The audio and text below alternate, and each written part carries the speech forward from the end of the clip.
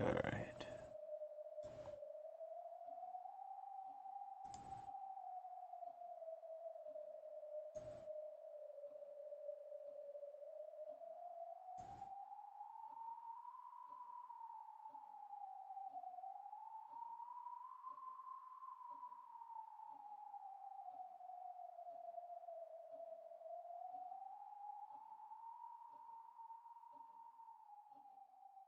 Hello, hello.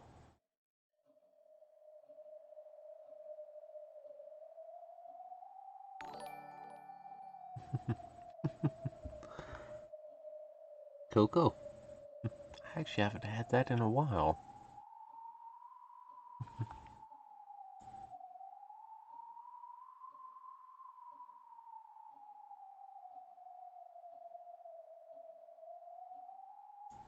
I could actually go for some of that. I might get some later. Later, though. Alright. And hello, you crazy witch. Welcome, welcome. Alright. Bit of a later start here, so we'll just get right into it. We left off, and we weathered the first Twilight. All the servants are dead, or have been killed. And the family is left, and they were holding up in the guest house, I think it was. And yeah, we said, what magical battle that happened outside. So that's where we're at, I believe. Octopus.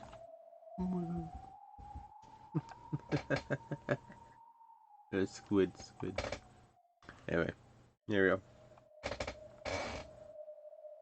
Really still need to fix that. After the adults carefully checked that the doors and windows in the guest house were locked, they set up camp in the as they loaded their guns to distract themselves from the tension. Expressions showed that they were already fatigued from this long day, which had still barely begun. Oh yeah, that's right, they stayed up the whole night. Wow. There was nothing for me to do. Now, all I could do was be taught how to use a gun, to prepare for the off chance of something happening that led to an excess of guns.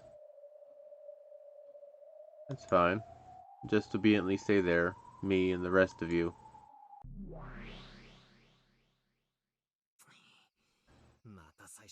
6 people in the beginning again, and this time it's grandfather and all the servants put together. Most likely. That child has carefully studied your moves from the last game, and has made an optimal move by taking the pieces you were most likely to suspect from the start. That makes sense. That was true both last time and the time before that.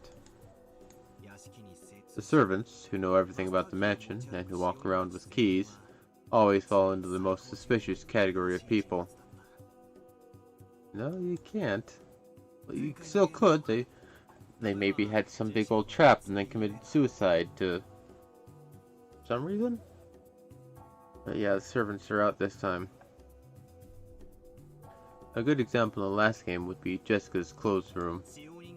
If I'd only accepted that a servant was the culprit, that wouldn't even have been a closed room.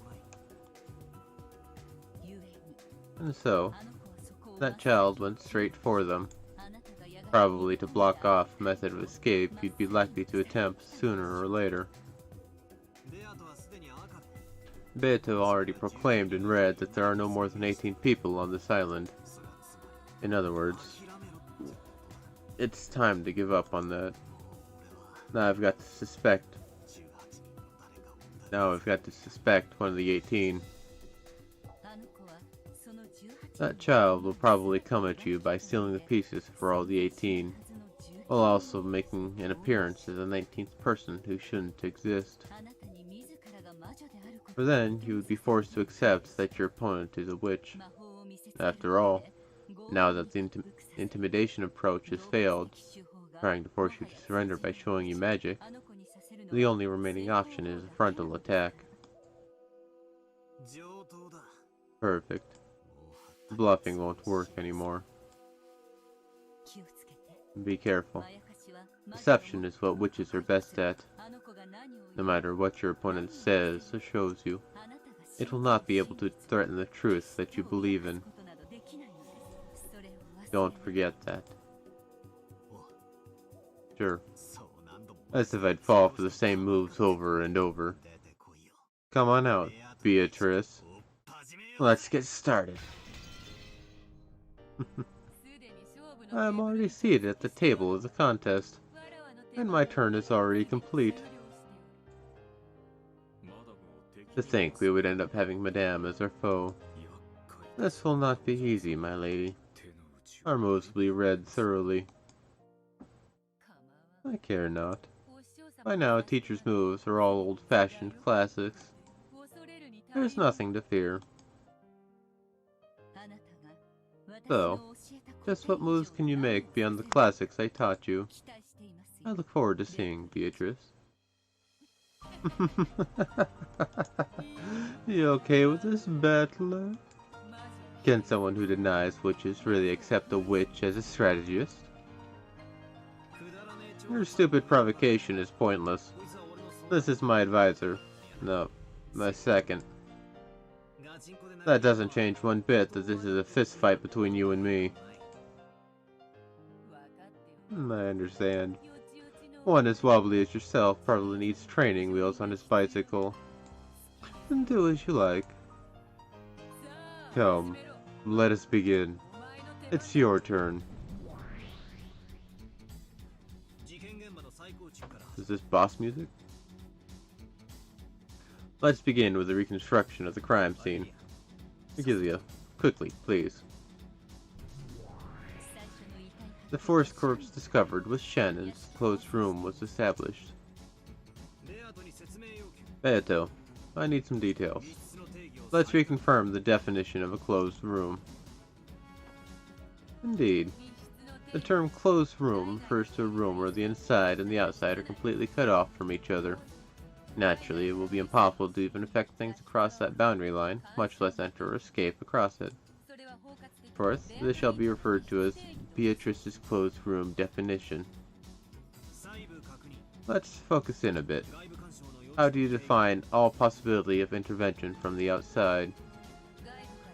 I refer to all types of direct intervention from the outside, such as using a fishing line or a long thin rod. In conclusion, there are no gaps in the doors and windows through which such tricks will work. I wonder about that. Even if there wasn't a gap, you should be able to interfere with radio waves like a remote control, right? Very well. I'll add to this definition that interference due to radio waves and related methods of remote control shall be impossible. There's also an extension telephone in the parlor. A device connected to that would count as remote control, right? The phones are already unusable, are they not? Whatever. I'll include that too. All direct and indirect methods of interfering from the inside of a closed room from the outside of the closed room are impossible. What about a voice or a knock? Those should be able to interfere from the outside without someone entering the room, right? Even though it's a closed room, it probably isn't impossible for someone to knock or call out. The closed room definition does not cover whether transmission of intent across the boundary is possible or not. We're getting way in depth here. In other words, you can't make it so your definition includes the blockage of all methods of communication with the outside. That is indeed the case. Understood. So, Shen and John's parlor satisfies Beatrice's closed room definition, right? Correct. Closed room definition. Understood. Continue, Regalia. Yes. Shannon's corpse was in possession of one master key. The relatives who discovered her collected this. Beato, repeat it. How many master keys this time? The same as last time. There are 5, one for each servant. which means this still isn't the closed room. There are still 4 master keys left. It just means that after Shannon-chan was murdered, one of the other 4 keys locked it. Correct. And it wasn't only a master key that was found. Yes. Alongside the corpse, there was a western envelope with a family crest. Instead of a letter, the key to a guest room on the 2nd floor was inside it. The key to the 2nd floor guest room. The only key, other than the master key, that can open the door to that 2nd floor guest room. Is that definition correct? Indeed. There is no problem. And, unlike the master keys, only one of those exists. In other words, apart from the 5 master keys, there will be only one key that can unlock certain rooms. In other words, this is a message telling them to go to the 2nd floor guest room. Next. So, the adults moved to the 2nd floor guest room, right? Yes. The door to the 2nd floor guest room was locked, and a magic circle was drawn on it. The relatives unlocked it with a key they had found near Shannon's corpse. Inside, Kumasawa's corpse was discovered. It was a closed room, one that satisfied Beatrice's closed room definition. Kumasawa was in possession of 1 master key. The relatives collected this. And, like in Shannon's case, there was a western envelope discovered alongside her. Hello, Executive. Welcome. Inside was the key to the 3rd floor waiting room. The relatives moved to the 3rd floor waiting room. So, there was a magic circle on the door to the 3rd floor waiting room, and that door was locked. Yes. Inside the room, Goda's corpse was discovered. The room was a closed room, one that satisfied Beatrice's closed room definition. Goda was in possession of 1 master key. The relatives collected this. And, like up until now, a western envelope with a family seal was discovered, inside of which was the key to the 2nd floor VIP room. The relatives moved to the 2nd floor VIP room. What's going on here? What are you planning? There's no need to glare, is there? It's maybe a closed room, but there are still multiple master keys that can open it, correct? And besides the master keys, I've even given you keys specific to each room.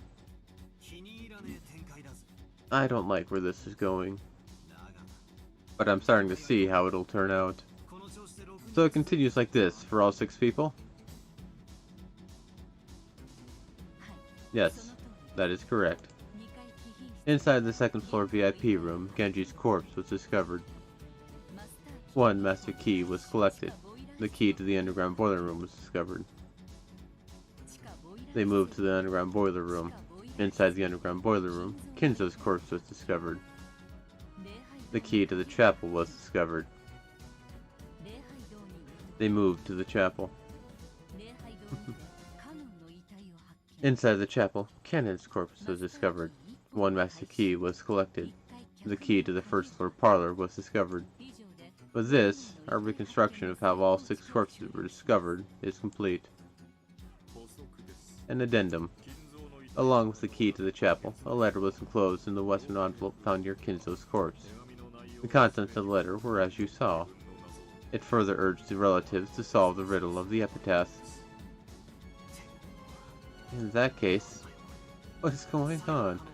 If the last place where Kanon was had the key to the very first room, the parlor where Shannon was, that makes 6 closed rooms, all tied together, right? That is correct. The 6 closed rooms are all tied together. The keys to unlock each one are all shut up inside the next room. In other words, the 6 closed rooms form one massive closed room, and all of the master keys, as well as the individual room keys, are shut up inside it. Furthermore, all of the doors and windows on the 6 rooms are normal. No device exists which can lock them without a key, such as an auto-lock. What do you think? It's beautiful, isn't it? Once again, my lady, that is not dignified. When Ronove rebuked her, Beato stuck her tongue out at him, showing any signs of same. Sorry. Playing with Battler just put me into such a good mood. So, Battler, what do you think of my move? If you can't think of anything in particular, I wouldn't mind showing you how I made the goats carry the corpses. And seal all the rooms with magic. Okay? Do what you want. I'll listen respectfully to this magic theory that you claim is true. However, I can claim my human theory, even though it's completely different from yours, without any interference from your claim. In other words, there's no need for me to pay attention to your bullshit. Go ahead and show me how you can lock the door with your multicolored magic simply by waving your magic staff. Just like those guys with their toad oil and all-purpose kitchen knives. Regalia, let's reconstruct the crime scene. Search for a weakness. Or they all definitely dead.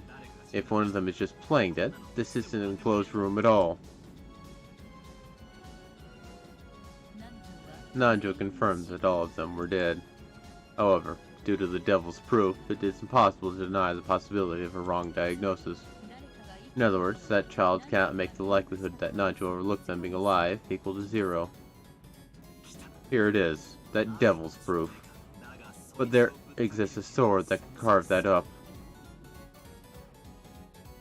What's up with them? Looks like they're having a good time, leaving me out of this discussion. I'm his opponent, am I not?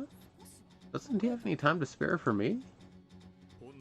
Fundamentally speaking, communication with one's opponent is not necessary to the act of competing in chess. Every time you've communicated with him outside of making your moves, you've used that opportunity to confuse him. Perhaps this is the result of him not wanting to be led astray. For some reason, I don't like it. You are challenging him to a chess match, are you not? That's true, but... meh. Beatrice prepped out her cheeks as though to say, I don't know why, but I don't like it.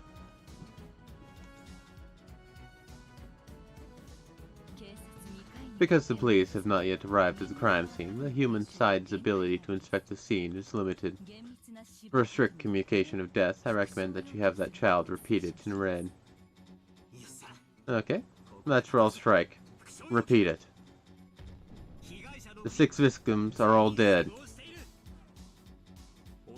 My lady, he has told you to repeat something in red, has he not? Oi, enough lazing around. Do you refuse to repeat it? This is where our battle starts. What? Oh! Sorry, that's fine. I'll answer. These 6 are all dead. Kinzo, Genji, Shannon, Kanon, Goda, and Kumasawa. Why are you so out of it? Okay. So I've already got 1 out of you. We'll start by denying that classic trick where the victims are all playing dead. I won't go easy on you anymore. Come at me how you like. I'll slice them slantwise one after another. And then repeat this. No one is hiding in any of the 6 rooms. Let's see you deny the existence of people we aren't aware of. I'll answer. There is no one hiding in the 6 rooms. Okay. Now I'm sure it's only the 6 of them in the can. And they aren't pretending to be dead. What will you do? What will you do? As if a human could manage anything by now. Obediently kneel to the fact that I can control locks at will with my wonderful magic, okay? Quit babbling. Repeat this too. The 6 deaths were instant deaths. Instant deaths? Oh, what do you mean by that? It means there's a possibility that a single victim on the verge of death managed to escape into the room. And after locking it from the inside to create a closed room, they passed away. A classic closed room murder trick. One requiring that the victim receive a fatal wound and then die later. It is possible for a closed room to be constructed unexpectedly if the victim holds up inside the room to escape the murderer, and then dies after locking the door. In order to deny that possibility, you will need to proclaim that the six died instantly with the red truth. Very well, very well. I'll slay you with my red treasured sword. The six died instantly. By died instantly, I mean the targets instantly became incapable of action after being attacked. Well, it might still have taken them several seconds or minutes to die in the complete sense of the word, but regardless, it was completely impossible for them to take any actions of their own will. In that sense, I can confirm that they suffered instant deaths. Like Kinto, burning to death. That's not very instant. Up until this point, I've just been checking for the classic tricks. Now is when our showdown over the closed room really starts, okay? If the culprit isn't on the inside, they're on the outside. So they somehow killed from outside the rooms. Have you lost your mind? After all, a closed room equals murder is impossible from the outside, right? That's why only a magical murder would be possible. No, that's wrong. The right approach is a murder really happened equals it isn't a closed room. No matter how much you try to trick me, this definition isn't a closed room. It's a sham that only looks like one. However, Bachelor-sama, only the victims are inside the rooms, and no other people exist inside the rooms. And by my lady's closed room definition, remote murders from outside the room have been clearly denied, have they not? Wait, the definition of remote murders is pretty broad, right? It's not just about pulling a fishing line from outside the room, and strangling the victim inside the room. For example, a trap would make for an excellent remote murder. A trap? Huh. And what might that be? Just as an example, let's say they were instructed to enter rooms that someone had picked out beforehand, and lock the doors from the inside to create the closed rooms themselves. A trap was set up in those rooms that they didn't know about, and that's what killed them. How's that? That doesn't contradict anything. There are no problems. It corresponds to the existing state. There are no problems on our side either. It does not conflict with my lady's closed room definition. What's with that stupid reasoning? Nothing suspicious was found in any rate. Explain that for all six of them. In the parlor, the guest room, the waiting room, the VIP room, the boiler room, and the chapel. Well, you can't, can you? I refuse to counter that. There's no need for me to explain. And failing to do so doesn't damage my claim. What did you say? Beatrice, it's a devil's proof. The fact that he cannot explain the nature of the trap does not in itself deny the existence of such a trap. Well done. All overbearing. A wonderful move. This guy is getting completely used to this. Check. Due to murder trap X that we couldn't find, it would be possible to establish this closed room murder. I'll kill that check with the red truth. The six were not killed by traps. And the definition of a trap? That's it. Something that activates when the victim triggers it on their own.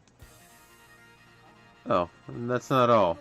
It also includes things activated by remote control or by a timer. Everything of that sort. So, it refers to all arrangements that could carry out the murder without the direct participation of the one who planned it out. Perhaps we might sum it up that way. How's that? I've struck back. As if I'd let a human crush this closed room. You're looking pretty frantic to win too. What? What do you mean? You're frantically fighting to make me accept your existence. Until now, I thought I was just being toyed around with by you one-sidedly. But that's not actually true. You're also frantically resisting my counters, fighting to show that you exist. Now, I finally really feel that it's true. This isn't torture inflicted on me, or whether I'll succeed or not. This is a fight between you and me on an even footing. Okay, now it's starting to get interesting, isn't it? All 6 died in closed rooms, and no outsiders were inside. And there was no meddling from the outside, and also no traps. Up until now, I'd probably start suspecting that this had to be the work of magic. And if you decide to show off some bizarre magic at this moment, I might even have surrendered. It's that favorite strategy of yours. You intercept all my moves, and in the moment I'm exhausted, all options and fall into my knees. When my heart's barriers are at their weakest, you show off some strange magic and take the game all at once. A short temper is something this child has always had, along with a bad habit of rushing things when victory is in sight. After all, my lady cannot stand putting off a match. Hey, shut up, shut up! It's Battler's turn, right? I finished off that trap piece you advanced. What should I repeat next? Show me what you've got. Right. Now that even traps have been defeated, this looks like a perfect closed room murder at a glance. And that's why I'll spin the chessboard around right now. Here it comes. That special technique of yours. How exactly are you going to spin what around?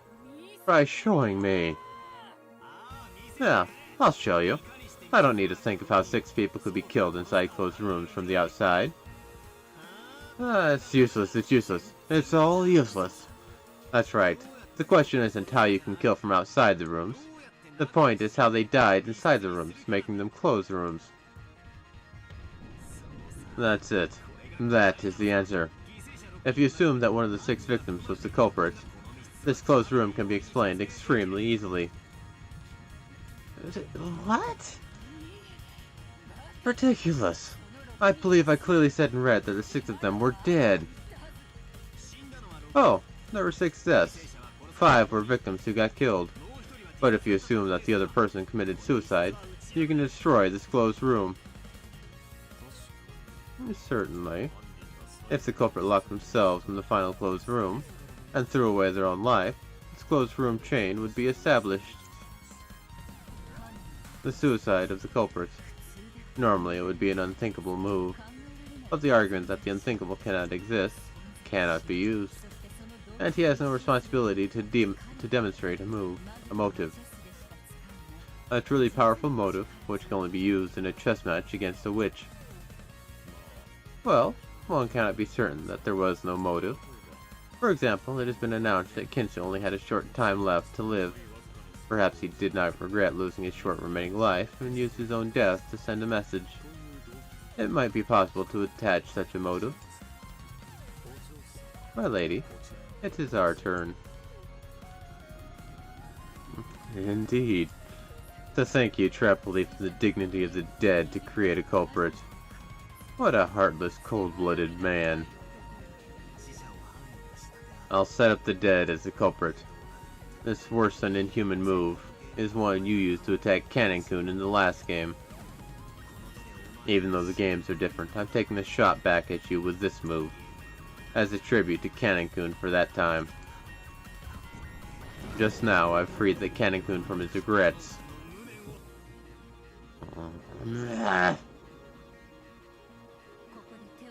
You have no responsibility to hold back here. You should try to confirm that suicide wasn't the cause of any of their deaths. I recommend that you have that child repeat it in red. Right. A suicide's a naive word that won't corner her. Beto, this'll stop you. Repeat it. The 6 deaths were all homicides. That is painful.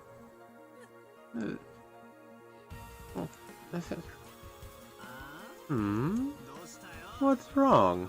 All 6 of them were killed, right? I'm just confirming that simple premise we've had from the very beginning, right? Can't you repeat it?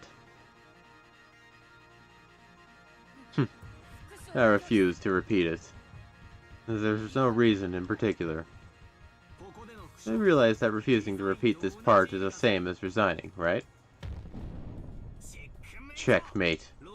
One of the 6 was the culprit, and they planned to commit suicide after constructing the closed room. That's all. Oh, wait. No, I'll say it. I use the red like you want. None of the 6 committed suicide. How's that? Are you satisfied? I've struck back. What the hell? So you can say it. But that's strange. Why are you so panicky? It's your imagination. This time even I'm feeling the pressure. That's right. I don't have any leeway. Pay it no mind. The line you asked that child to repeat has been altered. Do not be fooled.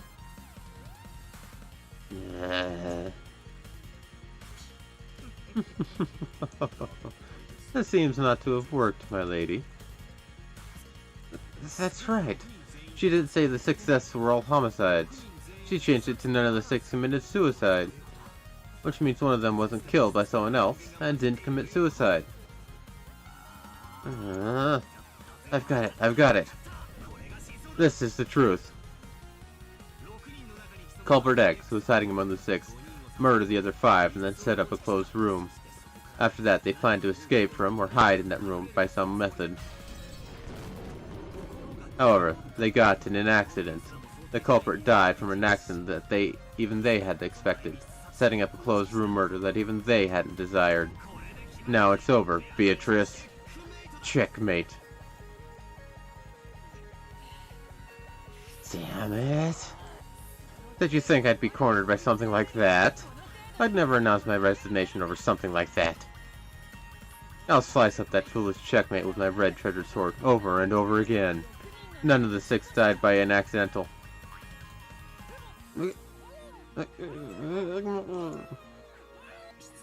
My apologies. We request some time to strategize. Please allow us a brief postponement on this matter. It's a fair request. Perhaps you should accept it. Sure, take a break. I've been given those a lot lately. Now it's your turn to take one. Thank you very much. Come, my lady, this way. And let us quietly count to 100 inside our heads.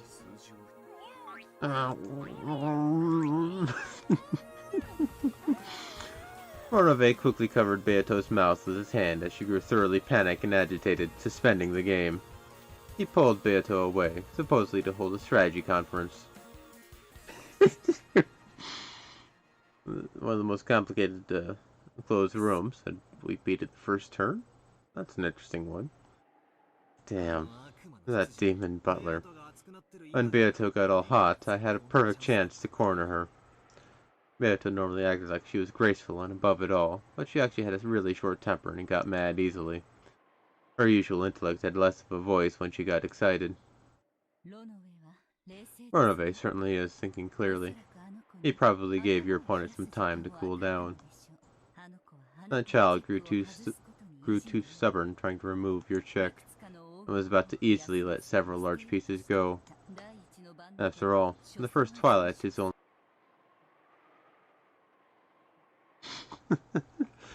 It's so sad, indeed. One sec. So they'll automatically close rooms with this filthy speculation. Well, then it's not a closed room. It's simply an open room. So, what does it mean? Did I reach checkmate? Or didn't I? That child was about to say something in red. You probably wouldn't have reached checkmate yet. But, most likely, you can expect our opponents to resign once they've cooled their heads. You're joking. Even though she hates losing that much? Yes. In a losing battle, it is essential to withdraw your troops as soon as possible to try and minimize your losses. The difficult part is gauging whether it's a losing battle or not. Your opponent's butler seems to have calmly made that decision. Oh well. In other words, she managed to escape by a hair's breadth. Getting checkmate and delivering the final blow won't be that easy for me. However, you should count this as your victory. It seems they barely managed to prevent a large loss, but they certainly sustained considerable damage.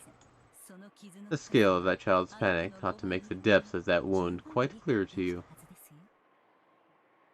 Seriously. It feels like she'd start crying if I bullied her anymore.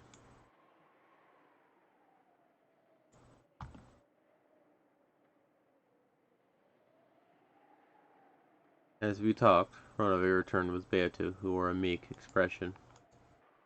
She didn't yet have her usual bold smile, but it looked like the blood wasn't rushing to her head anymore. Hey, it's your turn. Did you decide on your next move? I resign. For now, I will let you have your victory. Beato told me that frankly. It seemed she'd taken a far-sighted view, as though saying, if you want to laugh, then laugh. It was a bit of a killjoy, and I lost my desire to deliver the final blow.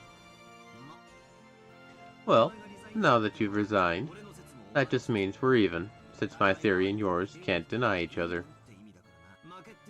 You should treat it more like a tie than a loss. I don't need your disgusting sympathy. I'm telling you that I lost this round. When you find a dog drenched with rain, do you have a sudden urge to whack it with a stick or something? Nope. I'm not you.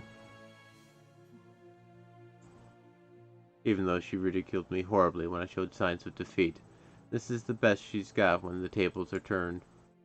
I did feel that was pretty cowardly of her, but I decided to act with dignity as the victor and let it slide. Beato resigned. That's the one result of the first Twilight. Beatrice couldn't counter my move of one of the 6 was the culprit, and that person died in an accident. No, she probably could have countered it, but for some strategic reason she admitted defeat. It felt less like I'd won, and more like I'd let her slip away at the last second.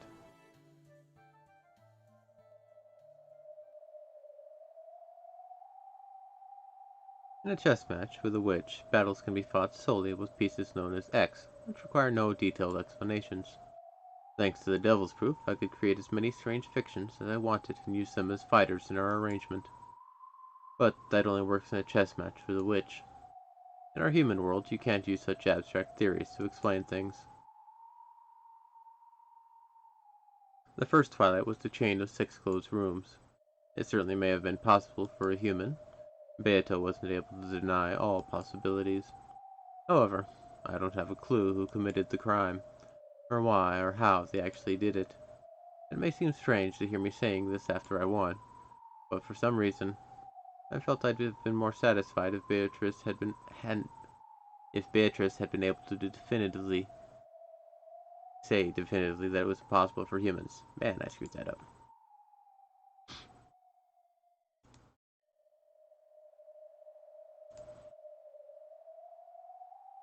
I managed to avoid specifics using an abstract piece called X, but I couldn't deny the sense that some eerie intent that must never be known was filling up this entire mansion.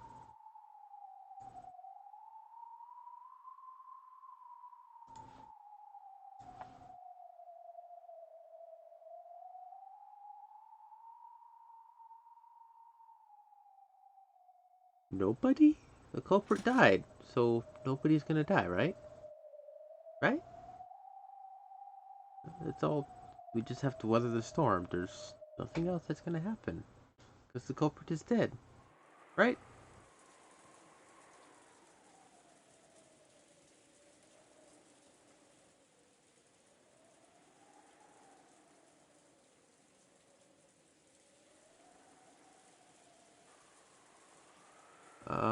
The second one is pull apart those who are close.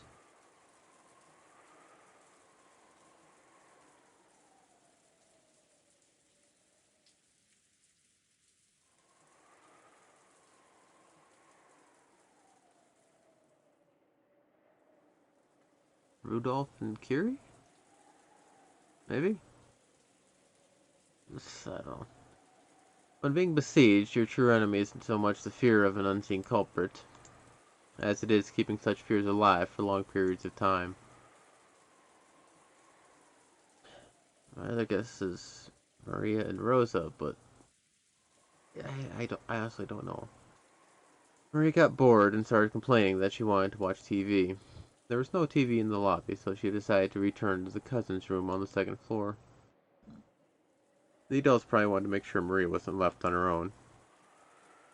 They told all the children to go to the second floor cousin's room. George, who was grief-stricken by the loss of his fiancée, led the cousins up to the second floor without any resistance.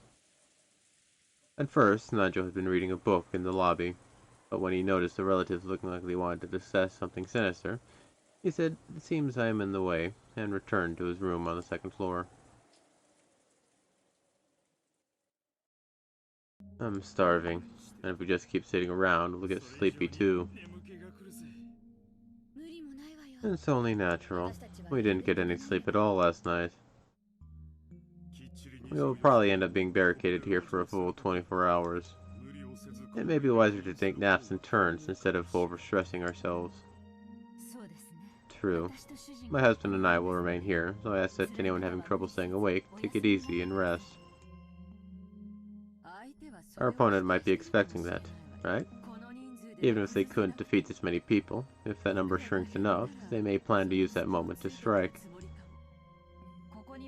There are 7 of us here, so we could take the 3-hour shifts in pairs. Tomorrow morning's a long way off. We still have some energy now, but tonight's going to be tough. Sure will. Anyone sleepy? Don't overdo it and get some rest. Hideyoshi looked around at everyone to see who wanted to sleep first, but no one volunteered. I'm thinking my guess is already wrong. Everyone was just as tired, but no one was bold enough to go to sleep right away. Their fear of the unknown culprit was just as strong as their sleepiness. Nobody? Well, don't overdo it, everyone. If we get tired, we'll deal with it then. I'll admit I'm sleepy, but I'm not in the mood now. As Eva spoke sharply, she reread the second letter from Beatrice, which had been found in the boiler room. Beatrice had sent them 2 letters, which had repeatedly told them to solve the riddle of the epitaph, and she'd even provoked them by saying she'd give up her assets and the headship if they could solve it. Eva took out a notebook and opened it to a page with the epitaph copied into it. Is this an epitaph? Yes. I hate doing what the culprit says, but we do have time to waste. I think it's the perfect way to stave off boredom. Not a bad way to kill time. Why don't we challenge it together as siblings? Can I borrow that? I'll rewrite it just a little larger. Natsuhi-san, do you have a slightly larger piece of paper? There should be paper in the servant room. I'll bring some. Natsuhi immediately brought a blank B4 sheet of paper from the servant room. Kiri borrowed Eva's notebook, wrote out the epitaph on the paper, and laid it out on the table. Then everyone quickly peered down at it. They automatically formed a crowd. I've heard about it, but really, this is a tough riddle. I don't have a clue what it's talking about. At one point, I also did my best to solve it, but I was just as clueless. If you did know, you wouldn't have come all the way out here with a plan to make money.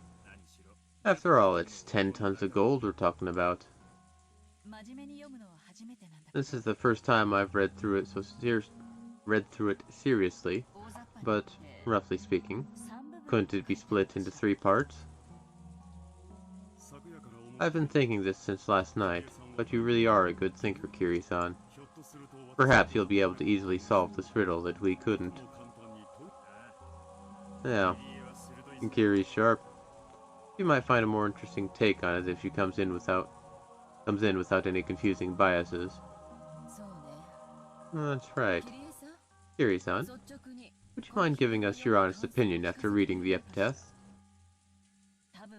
I doubt you'll find it useful. You all give me too much credit. That's fine. Just say whatever comes into your head. Let's hear your thoughts. The hints you give always help me out when I'm worried. Oh? So I have been helpful? It's nice to finally hear about this now. Come on, didn't I always thank you? You two sure are close. I'm jealous. And the rest of us would also love to hear these hints of yours. We're just killing time anyway, so relax, okay? Carrie was disturbed at being praised so highly for his range, but they had all the time in the world. Realizing that this was just a way to waste time, she decided to accept the role she'd been given.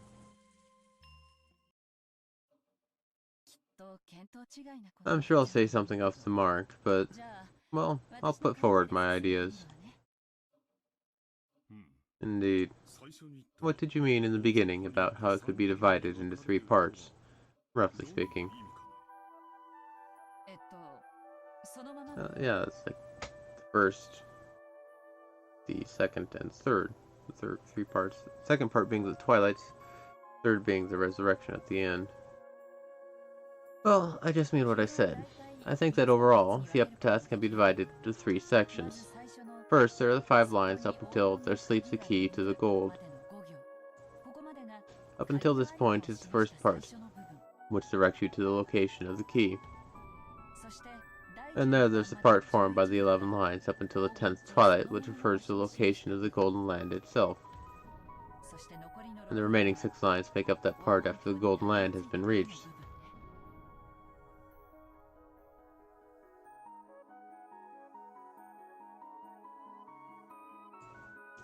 Done that already. I see. It can be divided into 3 parts about the key, the Golden Land, and the Golden Land's treasure. Even we have been able to grasp that much. The 3 sections that refer to the key, the door, and the treasure. Nii-san, don't butt in any more than you have to. Let Kiri-san speak her ideas freely. Kiri, please continue. We see it the same way you do so far. Then? I wonder about the meaning of that thing in the beginning, the beloved hometown. Normally, that would refer to where grandfather lived, right? Since father went to all the trouble of telling us that it's beloved, we can imagine that it's a hometown he had strong feelings for. Did father come from Odawara? Odawara is definitely where he was born, but I don't think that's the hometown he loved. I imagine all of his siblings have the same place in mind. Alright. This probably isn't Odawara. From what I've heard, he had a very fun time as a youth.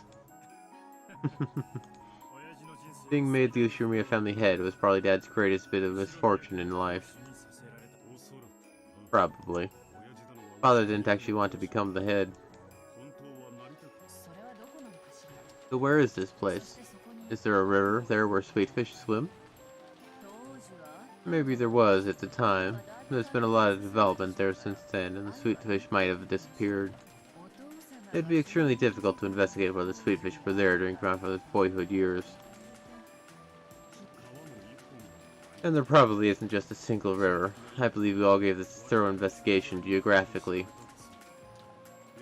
You even went to the actual place to investigate directly, right, you? That was only as a vacation, but the townscape had changed completely since father's time. After all, it was caught up in that war, wasn't it? By now, even precisely locating the place father lived is impossible. I imagine that if father went there himself now, even he wouldn't be able to pick out the place he'd lived anymore. Well, after all, those guys have also gone through a remarkable recovery. Does the part about a Sweetfish River bring any place's name clearly to mind? Well, yeah. After all, they're sweetfish, right? People say they live in rivers with clean water, so there are countless rivers that might work. Any stream Dad innocently went sweetfish fishing in was probably buried by the development later.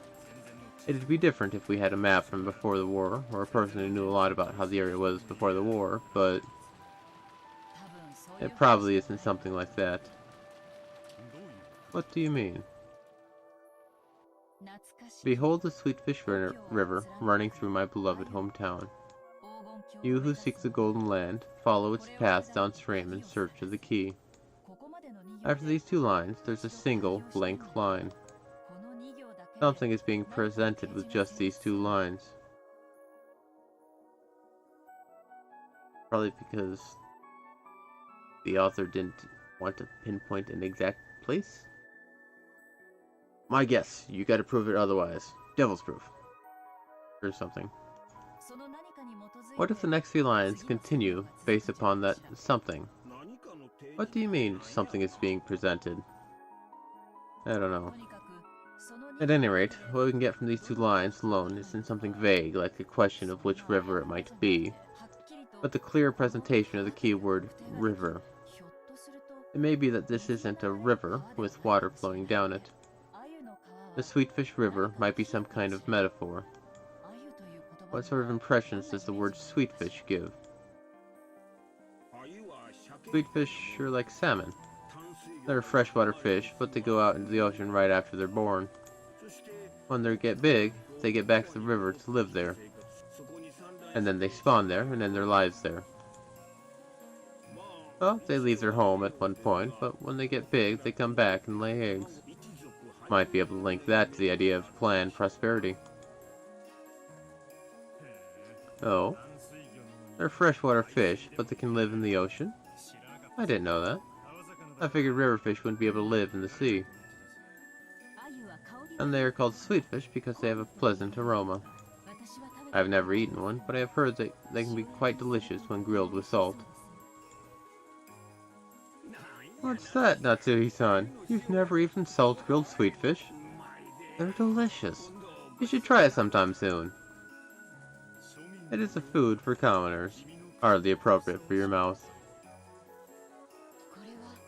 This is just my wild idea, but the impression I get from a Sweetfish River makes me suspect a family tree. The sweetfish go out into the ocean for a time, but they return to the river where they were born to spawn, right? That reminds me of myself. You're right. By this point, I can confess that I've sometimes suspected that it refers to you and Maria-chan. I see. If you follow the river downstream, you will find a village. If you go down the family tree, all you find is Maria's name. Only her name has a kanji, read Ri or Sato, the character father uses for village here. Isn't that right? But, as you all know, father doesn't like Maria, and he almost never speaks with her. And, in the past, father told me to give Maria a completely different name. I just decided to go with Maria on my own. Father was very mad about that. Given that, it's very hard to imagine that he would reference Maria's name in his precious epitaph, about who would succeed his wealth and inheritance. Have you ever let Maria-chan read the epitaph? Yes, of course. But it looked as though she didn't have a clue. She didn't have a clue, and she kept going on about the same occult stuff about how it was a resurrection ceremony for the witch. A connection between father and Maria. Certainly, they do share that occult hobby, but they never interacted. I can't imagine that it refers to Maria either. What sticks out to me is how he went out of his way to add beloved to that first line.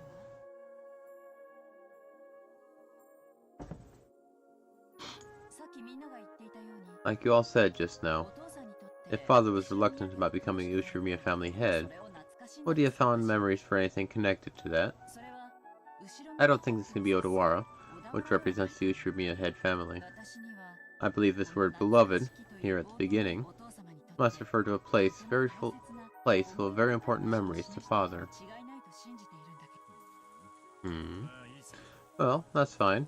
It would be hard to pinpoint since we don't have even a trace of a map from that time. But at any rate, there were probably several rivers with sweetfish swimming in them near Dad's hometown during his youth. That's if we were looking for a river with water flowing down it, right?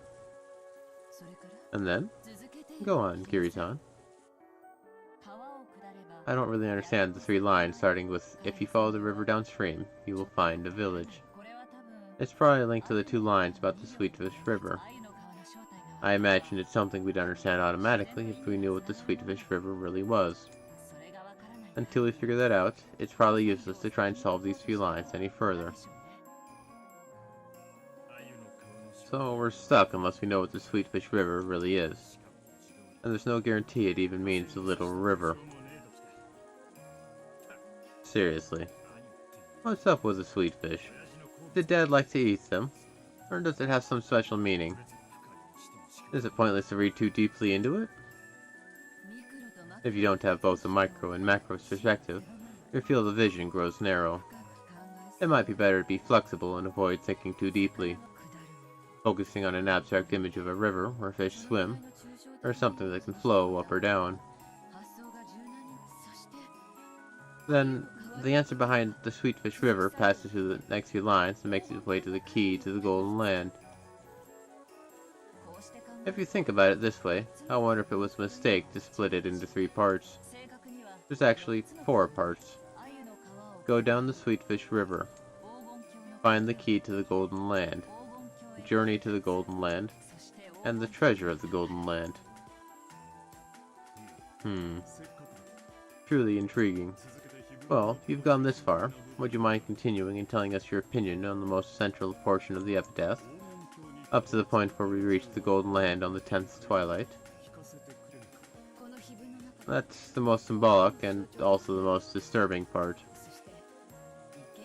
Since the word sacrifices keeps coming up, I can't help but think it has something to do with Father's occult ceremonies. How do you see it, Kiri-san? Kiri recrosses her arms several times, peering into the paper with the epitaph copied into it as though she was looking through it. This is very difficult. It starts with the one who obtains the key, so you probably won't be able to continue without knowing what that key means. I'll have to give up on that, but I'll take a shot at trying to solve it anyway. Just like how the Sweetfish River isn't necessarily a river with water flowing down it. It's also doubtful that this key is actually something shaped like a key. Right. It might also be a code or a keyword. After all, this key isn't something to be stuck into a keyhole. It's something that selects 6 people to be sacrifices for the first Twilight. In that sense, we can say for sure that this key isn't being used to open the door to the Golden Land. But what a disturbing key it is. A key that can choose 6 human sacrifices. How would a key select anything? Do you spin it like a roulette? The key indicates a certain group of 6 people. No, once you say it indicates a certain group of 6 things. This doesn't mean a literal command to offer sacrifices. For example, it could be an anagram. An anagram? You mean playing with letters? Yes. I've been thinking about it ever since Rosa started talking about the family tree, and about how village was a part of Maria-chan's name. It seems that ever since the word beloved hometown came up, Rudolph-san, for example, has assumed that this epitaph points to some coordinates or some other geographical feature, but that might not be the case. This could be some kind of puzzle, or maybe playing with letters. Forgive me, but how does one play with letters? Oh, well, it's like the sucker Mary Barrels. What? Do you get when you take... What do you get when you take out the E's and R's? Like that. Well, you were raised well in that Natsuhi-san, so you probably don't know. Mary? Take out the E's and R's, huh? Stop it. It is an undignified game, inappropriate for you. Only Natsuhi didn't get it and had a blank look on her face. It seemed she'd only guessed that the answer had to be something undignified, going by Rudolph and Eva's snickers. Natsuhi-san, it's something like this. This is just something from Maria's Book of Riddles, okay? There's this thing called a Tanuki notebook. It's a notebook written like a code, with a lot of tas mixed in. And if you remove all of the tas, then the true paragraph pops up. It's a game like that. Oh, thank you. Oh, I see. Not till we finally realized the answer to the undignified riddle Rudolph had posed, and her face grew red as she hung her head in embarrassment. So maybe kill actually means remove in that sense, right? Yes. I also thought that. It's possible that the key to the Golden Land is a word with 6 characters. In other words, the ta from the Tanuki notebook is actually 6 characters there. Here? This is getting complicated. Playing with letters. Is it? In Japan, it really feels like a child's game, but it's apparently a stylish form of humor among intellectuals in the English world. Very much so. It is easy to imagine that father was interested in it. But by this point, I quickly lose my ability to understand it. Up until this part, it may have been filled with mysteries, but it was extremely sequential. Sweetfish River, go down it, then find the key. All of that is extremely sequential. And as a result, we can guess that we gain a 6-character key. But in that case, we don't know what we kill the 6 characters from. That's right.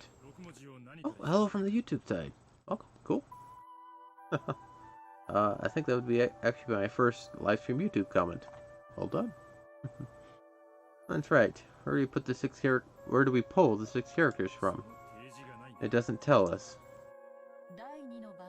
On the second Twilight, there are those who remain, which means that, at the very least, that something has a limited number of characters. You could read it like it's telling you to continue with the remaining characters after the first 6 characters are removed. And yet, we don't know what this something is, even though it should have been shown to us at the beginning. Are we wrong even in our assumption that this is playing with letters?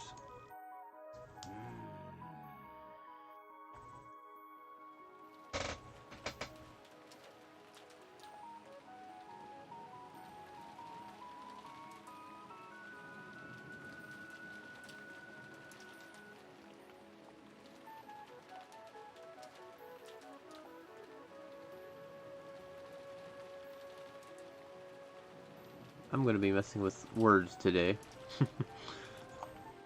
Everyone crossed their arms and fell silent. It felt like they were about to reach a novel understanding they hadn't managed before, but they stumbled just one step short.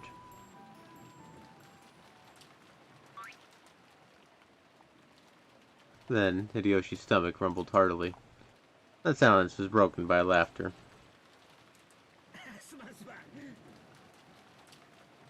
Sorry.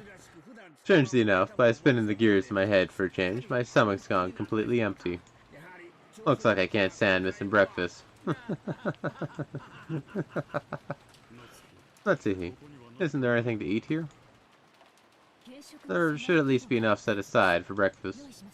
I will prepare it. I'm also starving, and I'll bet those brats above us are the same. Still, I doubt there's enough for the 18 people here, much less a full 3 meals, right? That's right. It'll be a long journey till tomorrow. Maybe we'd better take a trip back to the mansion and fish around for some canned food or something in the kitchen. There's nothing more than crackers and snacks here, but if that will be sufficient, I can get them ready for you all. But with this many people, there might not be any left for lunch. That will do for now. Would you mind getting those ready? It looked like the man had been taken over with an appetite that stopped all thought. The atmosphere grew more peaceful, and the epitaph investigation team split up for the time being. But Eva kept staring at the paper the epitaph was written on like she was going to burn a hole through it. Playing around with letters was nothing more than a theory of mine. There's a chance it's mistaken. Eva-san, don't take it too seriously, okay? Thank you. I'll just keep doing this on my own.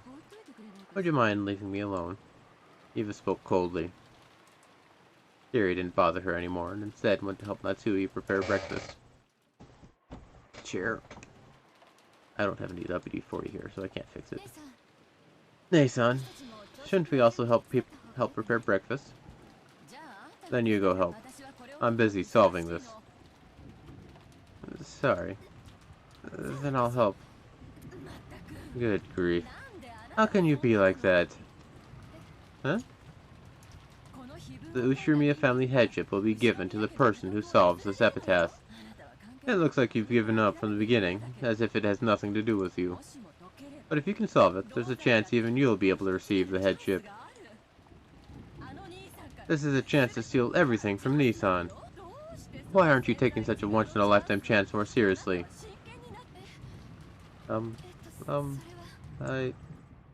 Rosa hung her head, unsure as to how she should answer. Too late. She regretted carelessly speaking to her sister when she was in a bad mood.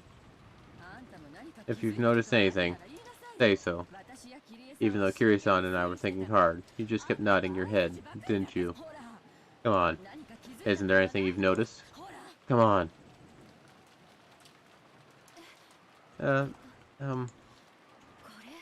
Don't you think this part's strange? Strange? What is? It's just that this whole section's written like a journey to the Golden Land, right? You reach the Golden Land, and then you receive its treasures. What's your point? You think there's some sort of keyword tied to those treasures? No, not the treasures themselves. Look, in the 10th Twilight, isn't how you receive the treasures strange? Huh? Oh. Why does it say we'll receive the treasures once and for the last time? If we only get them once, there's no point telling us it's the last time. And the same thing in reverse. Oh, but I'm probably splitting hairs over nothing, if you think about it. This is father we're talking about, after all. He probably just said it that way to make it sound more dramatic. No.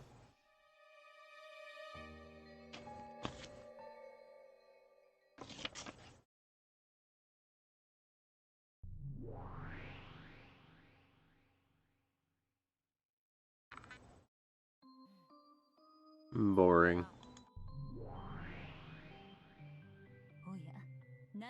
Oh, what is boring?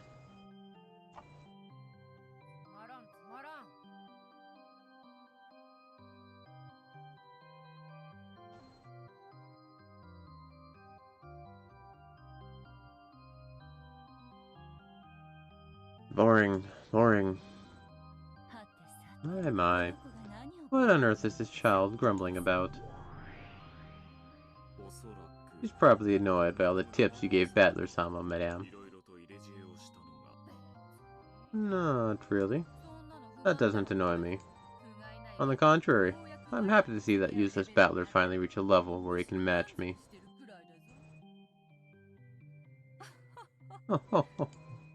Did Battler-kun and I get a little too close? Perhaps this old fogey should best leave you young'uns alone.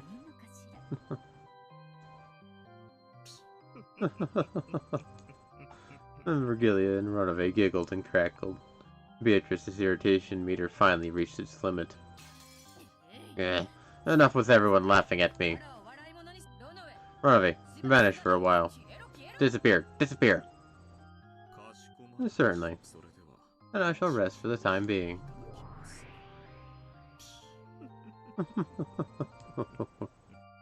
Runaway bowed his head, still laughing, and vanished. After that, all that remained was the grumpy and irritated figure of Beatrice, and Virgilia, who was coolly enjoying her tea.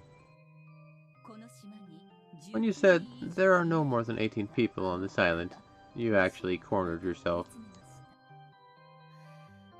I knew it. I did have this feeling it might be a bit too early. I suppose I was right, after all, wasn't it? If you had let him further astray first, things might have been different. But as it was, that trump card was a real waste. You ended up rousing him instead.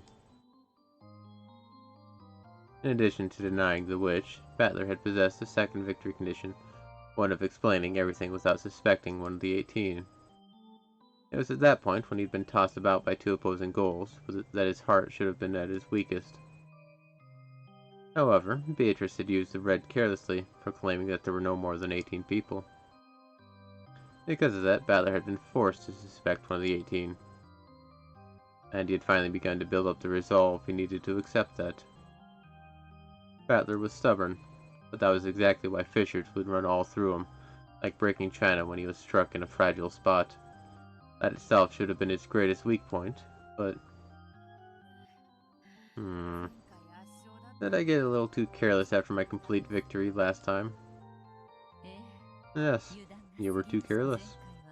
The last game was a difficult one for Battler-kun, but it seems this game will become a difficult one for you. A broken vase will never return to its original form, so it would be more constructive to think of a next move rather than regretfully picking up the pieces. However, now that Battler has figured out as much as he has, how should I plot against him? Ho ho ho ho. Her troubled face is an even better snack than Runaways cookies. You and Battler, and even Runaway are treating me like sweets now. Even though I'm not sweet at all. With a shameful childlike face that she would never have shown in front of Battler, Beatrice rolled her head around on top of the table.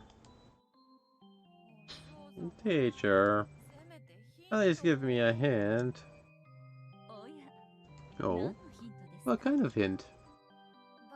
If you know some really good move that'll leave Battler speechless and make him want to accept me. I won't ask you to say it outright, so...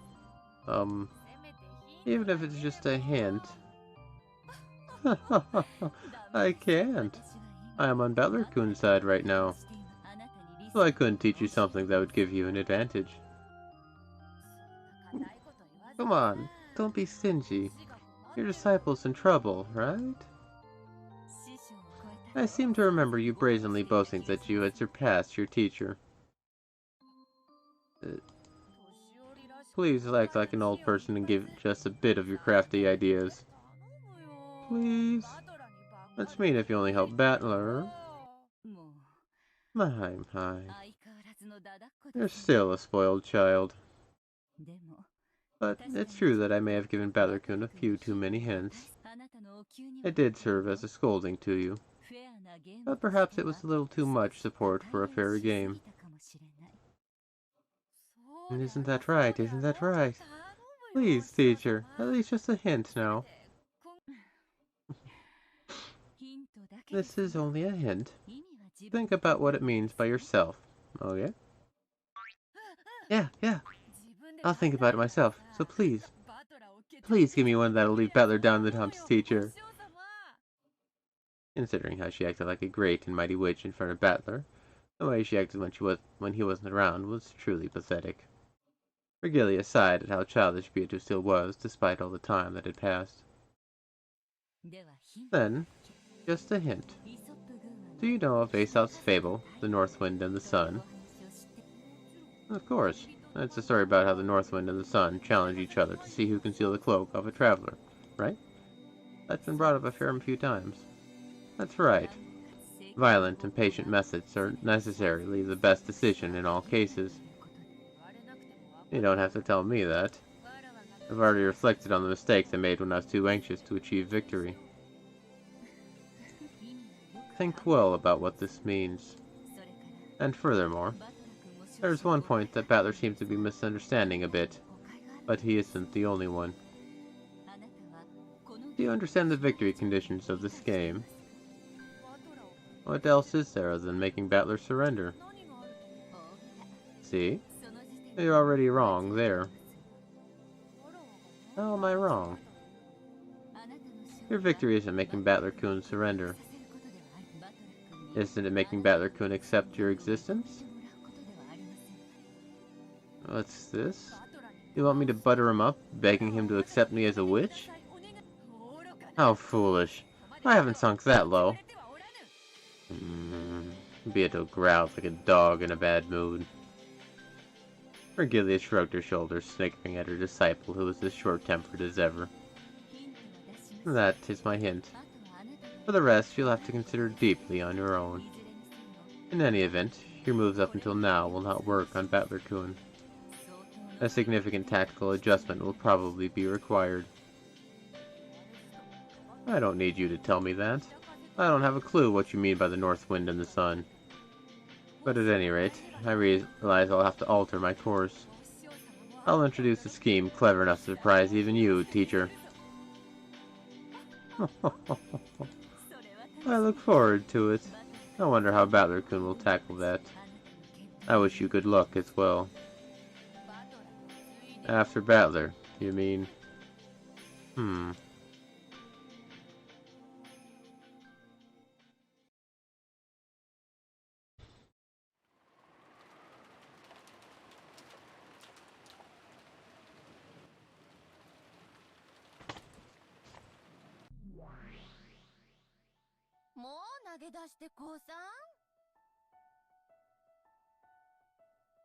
Are you gonna give up? Oh, welcome back, huh? Are you gonna give up and resign already? I guess you are that tired. If only you just grab a futon and sleep. As my mind grew vague and I pretended to fight my drowsiness while sinking deeper and deeper into the sofa, I scolded myself. You also dreamed about stealing the position of family head from Kraus, right? Even though my magic's given you a chance, are you already throwing it away? You could say that, but this riddle is really hard. Even a wire puzzle would be better. At least in that case, you know for sure that it's solvable. But in the case of this epitaph riddle, we've been given no reason to be sure of that. I might just be fighting a useless battle. Still hazy, I looked at the notebook I'd been holding the whole time. It was open to a page with the epitaph, which I must have stared at hard enough to burn holes in it so many hundreds of nights I'd lost count. That page is truly a door. On the other side lies the Golden Land, the place I've wanted to drag myself to no matter the efforts ever since I was a child, and the place I was never able to reach. Am I touching the door with both hands? With the book? No, the door right there in front of me, all ready to be opened, and yet still unable to reach the other side?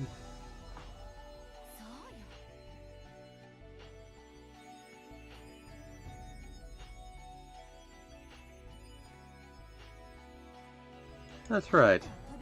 Your hand is already on the door. Come on, open it with all your strength, and read the characters written on the door. Open it with all my strength.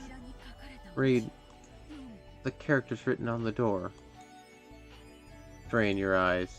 See through to the thing beyond the epitaph written on the notebook. The beloved hometown definitely won't betray our expectations. The only past Father held dear happened during his childhood years. That's right. Then what about the Sweetfish River? There are several rivers where they swim, and there's reason to doubt that this just refers to one close to the place Father lived. If we take out a map and start calculating which rivers with Sweetfish were closest, things will quickly get vague and we won't be able to narrow it down. Didn't you say it yourself? You said it didn't have to be a river with water flowing down it. If the word Sweetfish is too complicated, why not forget it?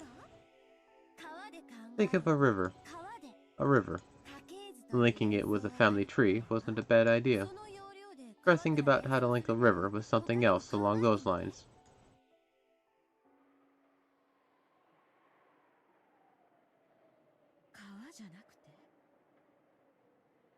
It isn't a river? But where else could Sweetfish swim? Oh, but if we're talking about places Sweetfish can swim, then maybe the ocean has something to do with this. Didn't my husband even say that they got out into the ocean, even though they're river fish?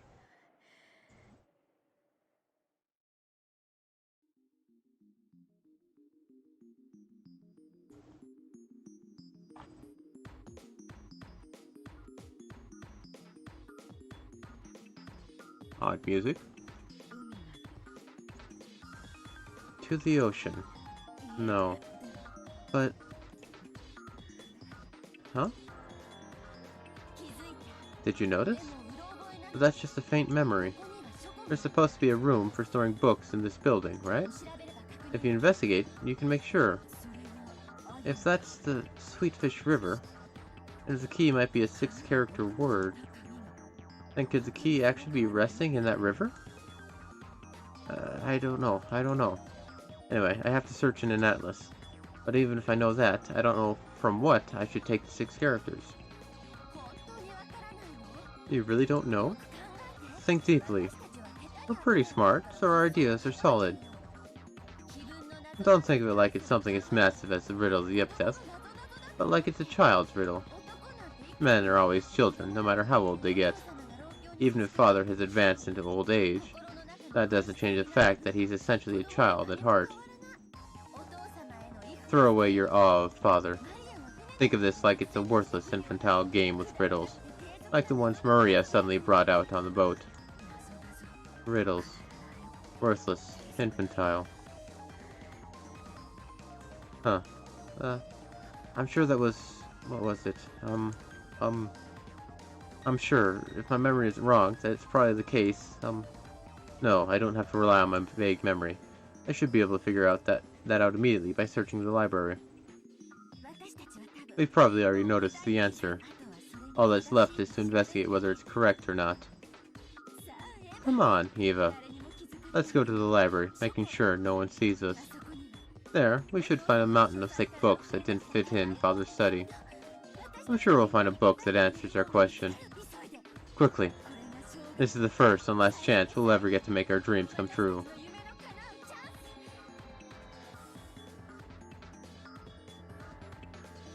When Natsui tried to lay a blanket over her, Eva suddenly jumped up. I'm sorry. It looks like I woke you. Eva, if you're sleepy, don't overdo it. You rest first. Thank you. I'm just going to the bathroom for a bit to wash my face. You should take it easy and rest. You're just gonna make yourself feel worse, you know? I told you, I'm fine. I'll be right back. After leaving only those words behind, I rapidly left the lobby. The lobby was partitioned off by a door, so as soon as I went into the corridor, they could no longer see me. The library was next to the servant's room. Father always owned a vast book collection, but ever since he started to become engrossed with the occult hobby, that collection grew even larger. So that the normal books suitable for a normal study had been forced out of his study overflowed. This so-called library was mostly used as a storage room for those normal books. They were all thick, like complete encyclopedias for intellectuals. But that was very convenient for me, now that I was investigating something. I entered softly, and just in case, I checked the room with my gun, ready, making sure that there were no suspicious people there. Then I locked it from the inside. I actually wasn't thinking that Zimmer might be hiding somewhere. What scared me was the thought that one of my siblings might hear what I was investigating. My heart had started racing before I realized it. I was half asleep just a moment ago, so I didn't realize how significant this thing I noticed was. But as I gradually became aware, my heart started to feel like it was about to explode. I wonder if any of the other siblings have noticed this. No. I don't think Krause and Rudolph will notice, but I don't know about Kiri. She has extraordinarily good intuition. And I don't know about Rosa either. Rosa's stupid too. She always has been. Incredibly so. Really? I'd say she was wise enough to make you think she was stupid, so that she didn't earn herself unnecessary malice. Here it is. I wonder if I'll find it in this one. I pulled the book out and flipped through the pages. So this is a Sweetfish River. I see. This is what the Sweetfish River means. Don't dawdle around. Research further. Yes, I understand. If you follow the river downstream, you will find a village. By using the character kanji, does he mean a town or something?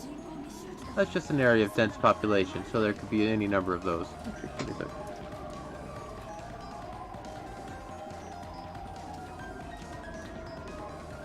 Yeah.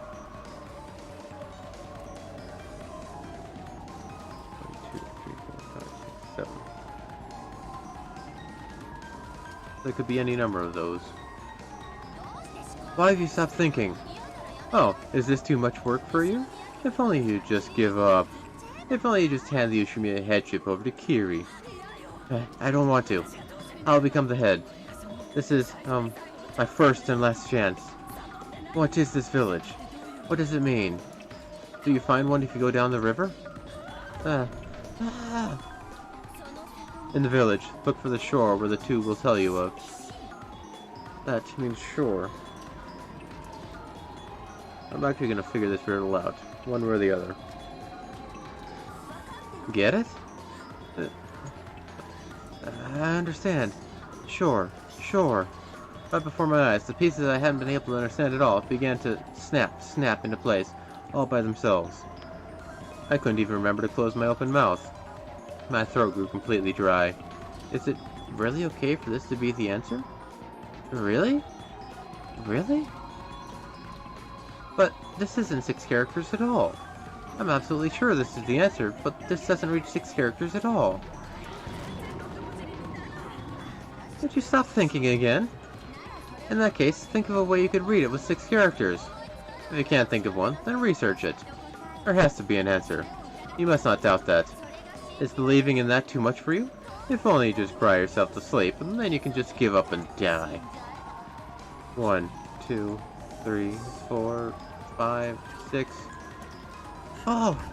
6 characters! I found it. This is the key to the Golden Land. Yes, this is the key to the Golden Land. The key to our childhood dreams. The only keyhole this key can be stuck in is that place. That has to be what offering the sacrifices mean. I'm sure you get it by now, right? Ah.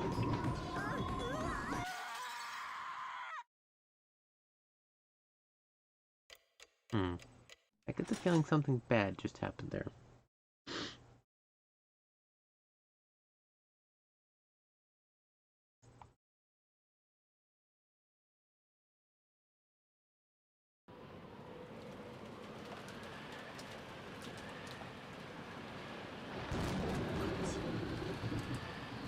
This way? Go this way? They're inviting me to go this way. My heart leapt, because there, gaping wide, was an open mouth in the eerie darkness. What's this? What is this? When I strained my eyes, peering into the darkness, I saw something that looked like a light switch. In addition, there was a switch with open and close written on it. When I resolutely pushed the switch, rough lights like you'd find in a coal mine turned on sporadically, making a staircase that stretched underground come hazily into view. Eerily enough, it looked even more gloomy with the lights turned on. Near the light switch was that open and close switch. It would probably open or close this, but if the open part happened to be broken, it might be shut away in this creepy underground area for all eternity. So for the time being, I didn't touch that switch, and as I readied my gun again, I slowly went down the stairs.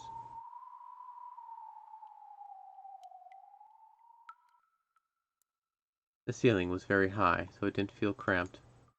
On the contrary, it felt as though a cool breeze was blowing upwards, and that creepiness seemed to form a sort of aura. As I readied my gun and carefully stared forwards, I descended the stairs. The walls, the stairs, the lights, all of them were very old-fashioned. It was easy to suspect that this had been built back when the mansion had been constructed on this island. There were cracks in the ceiling, and water clung to the walls, constantly dripping down. That water fell into a gutter that had been set up alongside the stairs, then quickly and silently flowed into the underground darkness, as though it was telling me to go faster. The staircase kept turning back on itself. I don't know how far down I'd gone, but I think it's much deeper than 1 floor. Eventually, a rough metal door showed itself, and there, characters had been written in dark red paint. They had probably been written a long time ago. On the 10th Twilight, at Journey's End, you shall attain to the power of the Golden Lens treasures, once and for the last time. My heart, which was already about to explode, jumped about even more as soon as I recognized these deep red characters. There's no mistake. This is the last stop. Father's Golden Land. I calmed my throbbing heart, somehow regained my composure, and readied my gun again. But since, in the end, I couldn't open the door with my gun held in both hands, I lowered the gun carefully, hid my breathing, and opened the door.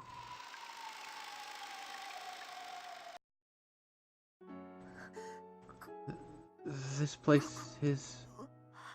My first impression when I saw the room was that it might be linked to one of the rooms in the mansion. That's right. It had exactly the same atmosphere about it as the sealed VIP room on the second floor. But this was underground, so there were no windows. There was only the solemn light of a grand chandelier. But even though it was dimly lit by the faint light, the quality of the interior was more than enough to take your breath away. A bed with a canopy and a rocking chair that looked like it would be comfortable to sit in. An extravagant sofa and carpet. The room was like a dream every girl yearns for at least once.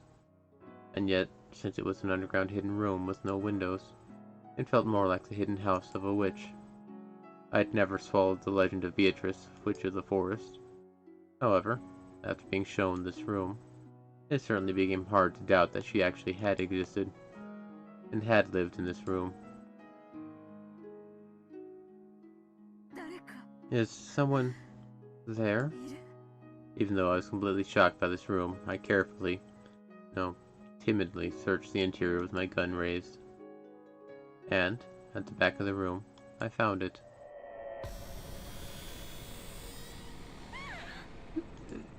My guess came out strangely like a bunny being choked.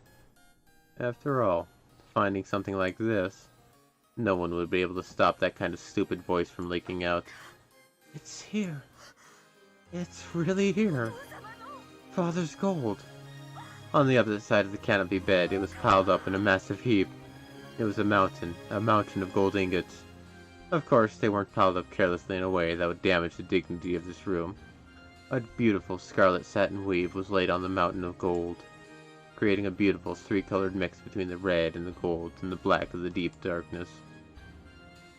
It was as though when the witch slept on this bed, the gold would be a respectful chamberlain waiting for her. Nobly, refinedly, gracefully, beautifully. It was attentively piled there with an imposing air.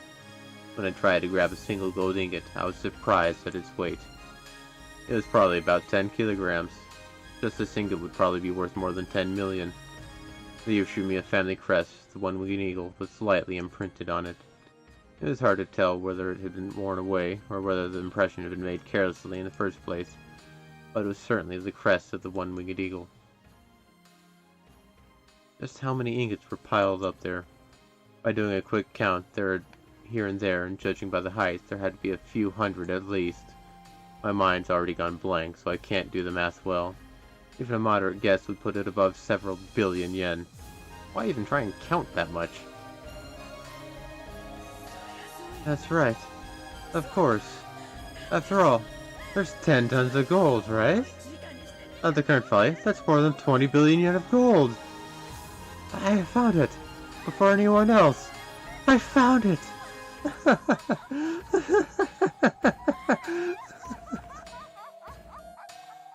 In front of the mountain of gold, I spread my arms and looked up at the ceiling. A laugh without a trace of dignity flowed out from my entire body. I had no intention of laughing in a weird way, but I couldn't hold back the happy feeling that was flowing through me. My older brother probably wouldn't accept his loss just because I found this gold. But from now on, there would be no changing the fact that I had been the one to find it. To steal away the headship of the family, some more subtle bargaining would probably still be required. But after everything I've gone through until now, that's a completely trivial problem. Even though I lose out on the Umineko family headship, I already have 20 billion yen worth of gold.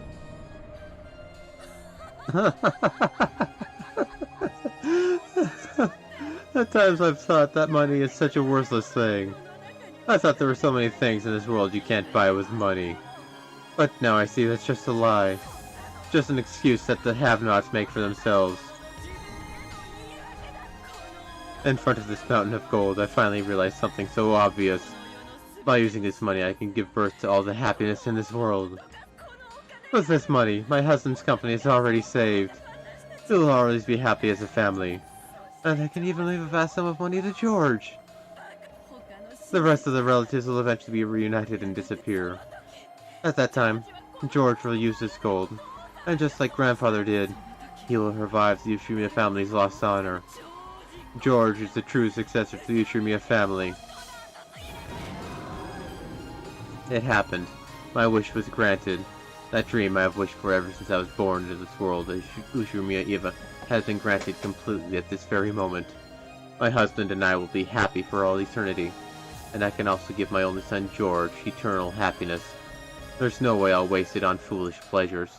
My older brother has chewed the Ushimiya family to bits, but George and I will revive it, and that means I truly have succeeded the Ushimiya family headship. I was successful. I did it. Honey and George, I, your mother, finally succeeded. No one will be able to threaten us now.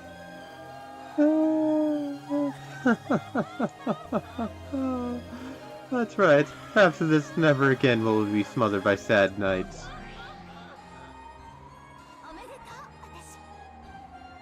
Congratulations, me. Congratulations, Ushimiya Eva. Right here, right now, the sad half of our life will have its heart's desire granted. Technically it should. It's all thanks to you. I was given this chance because of your magic. Because of that chance, I was able to make it here. Thank you. But my magic wouldn't have been granted if we both didn't believe in each other. So it isn't just the power of my magic. This is our victory. Because of that, congratulations. Us.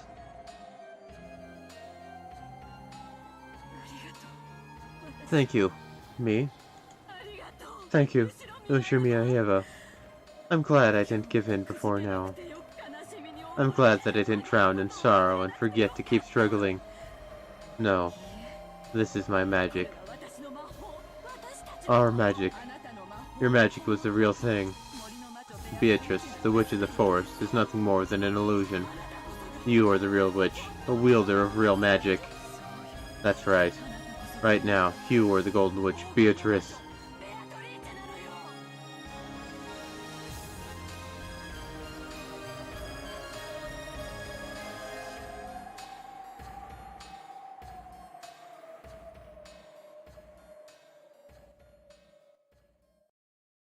I just realized a pun. But only for the Japanese.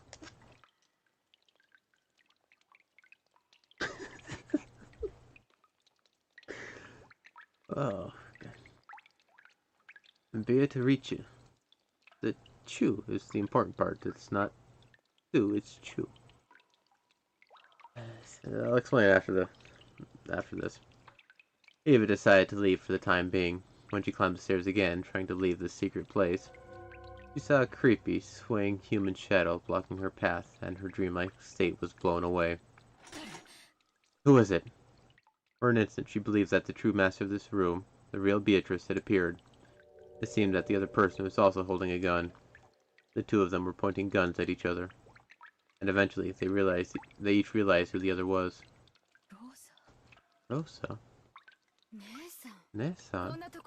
What are you doing in a place like this? That's my line. What business do you have in such a place? I shouldn't have given you that hint, Nesan. If I hadn't, I definitely wouldn't have been the first to reach this place. Too bad. It seemed that Rosa knew where the staircase went, and what was waiting ahead of her. You should talk. Even though I reached this place before you. I worried too much about the Sweetfish River. The Sweetfish part didn't really matter that much at all, did it? That isn't true. It was an excellent hint, wasn't it? Well, of course. Maybe there was no need for it to be Sweetfish. But when I heard that Sweetfish are fish that go out into the sea, I was able to figure it out. What's inside? Why not see with your own eyes? It definitely won't betray your expectations. Don't be afraid, Nui-san. I never had any interest in who becomes the head. I don't even care about the Ushimiya family name. Honestly, I actually feel good about you stealing the headship from Kraus Nissan. I was always swaggering around because of it. Are you serious? Of course. I'm the outsider of the Ushimiya siblings. Even if father had named me as the next head, there's no way Nissan would accept it. I try not to have such naive dreams. Let me see too, Nissan. That's proof of your victory. As long as I receive the proper portion that the siblings agreed upon, I plan to proactively acknowledge you as the true victor in this game. If you shoot me, then you'll have this gold all to yourself, won't you? The same goes for you. If you shoot me, this gold will all be yours.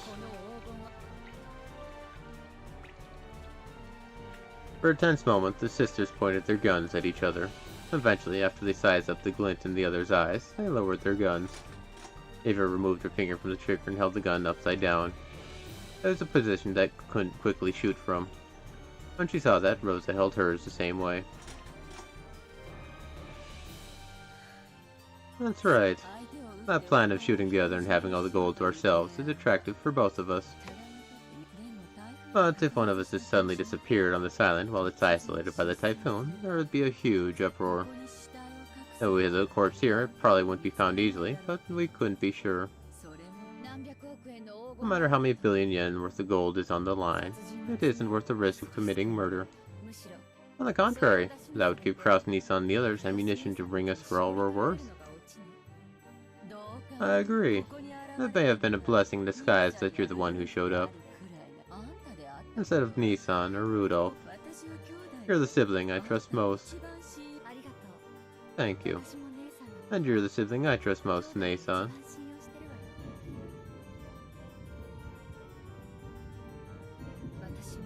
I want to see the gold too.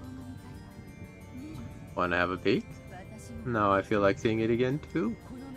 Even though I saw it with my own eyes, it still doesn't feel real. Unless I see it together with you and confirm once more that it actually exists. It feels like the gold will turn to fog and disappear.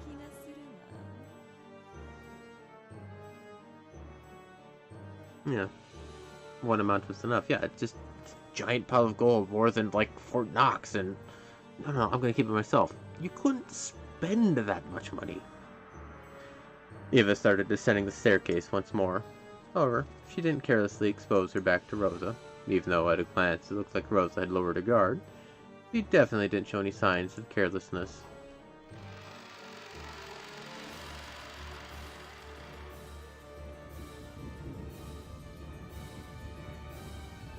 Then, they reached that room of the witch once more. Rosa also gasped, stunned speechless by the vast amount of gold.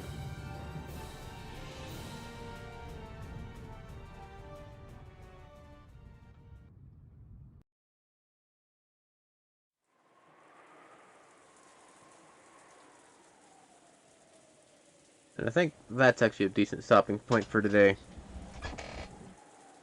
Wordplay, I'm going to be messing with it all day today, maybe. And yeah, the pun. Okay, here, I'll type it out in chat. It regards Beatrice.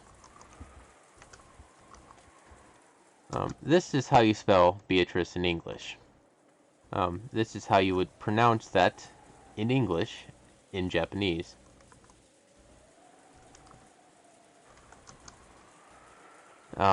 Beatrisu. However, they keep pronouncing it as this.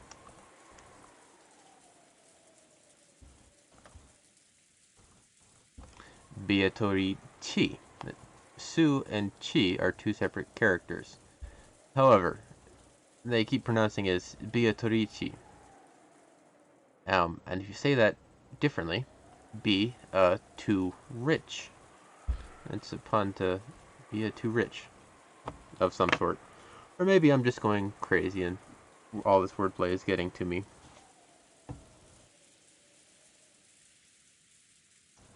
It just struck me as you can say it as be rich, as Beatrice. And so, I don't know, it's a weird pun, but they kept putting out the kanji, the symbols, the one for the sweet fish. I'd draw it for you, but I can't. And then that other one that they tossed out for like the river or the sea or some such. When they said it one time, it just suddenly hit me when we're talking about gold. It's an Italian name. Alright. I'm not overly familiar with that stuff, but... An Italian name, huh? Beatrice. I'm just writing it out in English lettering. That's what I know. But, yeah, so I guess the riddle is solved. For some people. Not for me, because... Well, if that is the answer to it, my theory I had since, like, the second game of what it is falls short. She who makes happy.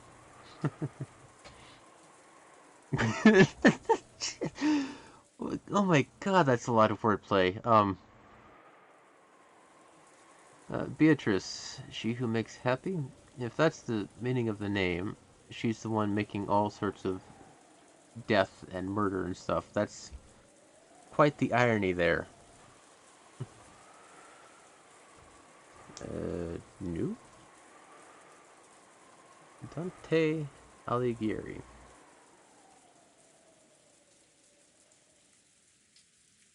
I might have to look into that.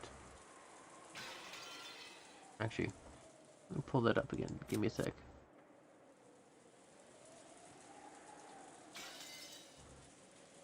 Switch to Japanese.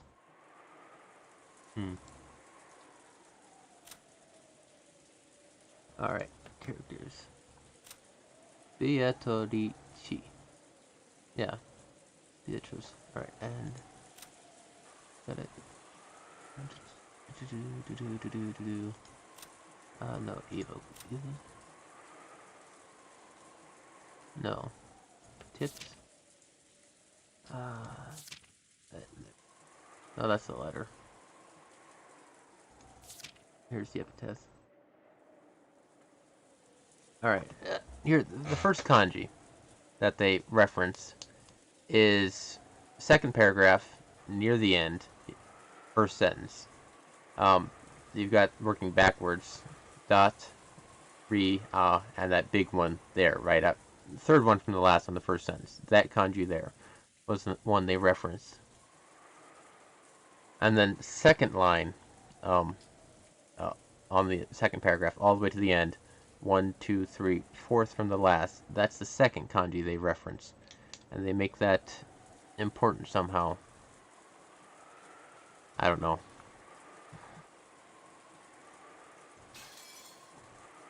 I think there's an importance there, but I'm going to try and figure it out. Trying to figure out a pun in another language that is mimicking English is something else. Anyway, yeah, that's going to be it for today.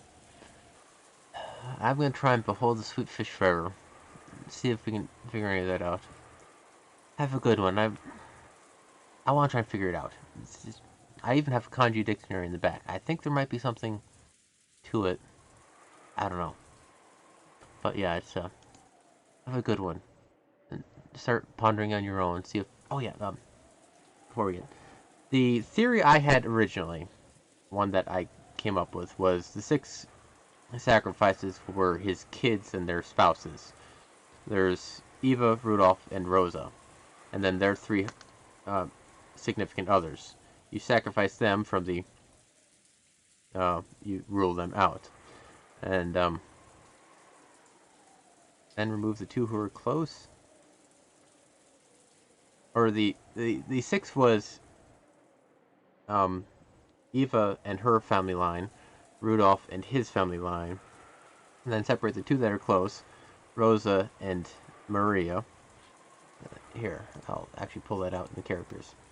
Yeah, so you get these 3 up top, and then these 3 in the middle. That's 6. Take them out. No, that's... I'm forgetting Kraus. That's why that's math doesn't add up. The 6 here. Their family, and you take them out of the picture. Then you have Rosa and Maria, the two who are close. And which leaves, if you play it right, Maria as the only one left. And then you go into the sacrifice of the first Twilight. And one of my theories was Beatrice's portrait. And you can gouge the head and kill, and then there's like a bar of gold. Gouge the chest and kill, bar of gold. And that's why it's odd things. You stab the parts of the portrait. That was some odd theory I came up with, and it could kind of fit, as Maria being the recipient of Kenzo's entire wealth and family name and whatever. Doesn't appear to be the case. But that's the thing I was theorized. Playing games with the witch, you come up with crazy theories. But now they have the wordplay idea, and now we gotta figure that one out. Anyway, it's past time. I'm gonna go eat breakfast, and ruminate on foreign languages and puns. See y'all later.